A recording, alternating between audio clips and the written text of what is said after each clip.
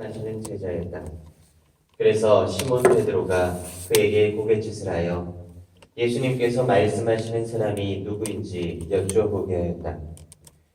그 제자가 예수님께 다가가 주님, 그가 누구입니까? 하고 물었다. 예수님께서는 내가 빵을 적셔서 주는 자가 바로 그 사람이다 하고 대답하셨다. 그리고 빵을 적신 다음 그것을 들어 시몬 이스카리옷의 아들 유다에게 주셨다.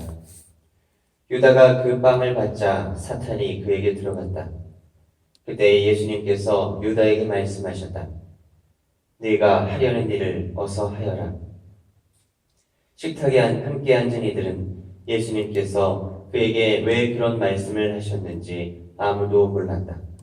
어떤 이들은 유다가 돈 주머니를 가지고 있었으므로 예수님께서 그에게 축제에 필요한 것을 사라고 하셨거나 또는 가난한 이들에게 무엇을 주라고 말씀하신 것이려니 생각하였다. 유다는 빵을 받고 바로 밖으로 나갔다. 때는 밤이었다. 유다가 나간 뒤에 예수님께서 말씀하셨다. 이제 사람의 아들이 영광스럽게 되었고 또 사람의 아들을 통하여 하느님께서도 영광스럽게 되셨다. 하느님께서 사람의 아들을 통하여 영광스럽게 되셨으면 하느님께서도 몸소 사람의 아들을 영광스럽게 하실 것이다. 이제 곧 그를 영광스럽게 하실 것이다. 얘들아, 내가 너희와 함께 있는 것도 잠시뿐이다. 너희는 나를 찾을 터인데 내가 유다인들에게 말한 것처럼 이제 너희에게도 말한다. 내가 가는 곳에 너희는 올 수 없다. 시몬 베드로가 예수님께 주님 어디로 가십니까? 하고 물었다. 예수님께서는 그에게 내가 가는 곳에 네가 지금은 따라올 수 없다. 그러나 나중에는 따라오게 될 것이다. 하고 대답하셨다.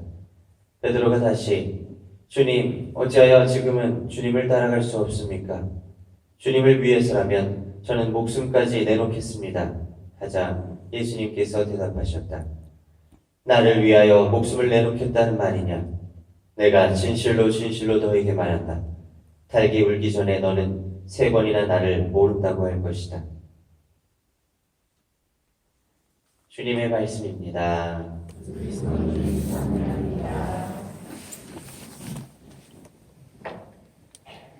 인간은 반복되는 역사를 통해 교훈을 배웁니다. 이를 통해 비극이 반복되지 않도록 하는 것이 생각하는 인류가 가진 자세입니다. 그리고 역사는 인간의 생각과 행동에서 나온 것이기에 과거의 인물들을 통해 교훈과 해답을 찾을 수도 있습니다. 이는 신앙생활에서도 마찬가지입니다. 성경에 나오는 인물들의 역사를 통해 오늘날 우리가 어떻게 하느님을 따라야 하는지 그것을 배울 수가 있습니다.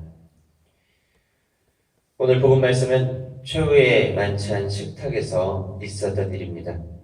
예수님께서 제자들뿐만 아니라 모든 인류를 위한 십자가를 지시기 전날 밤 제자들과 마지막 저녁 식사를 하십니다.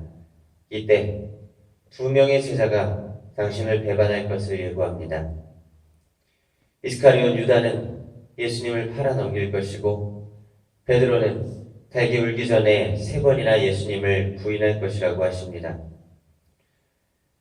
이 말씀대로 한 사람은 자신의 스승을 반대자들에게 돈을 받고 팔아넘겨버렸고 한 사람은 배교를 했습니다. 그런데 오늘날 우리가 기억하는 2 사람은 어떻습니까? 이스카리온 유다는 죄책감에 시달려 자살했지만 베드로는 예수님으로부터 천국의 열쇠를 받았을 뿐만 아니라 교회의 수익권을 받아 첫 번째 교황이 되었습니다.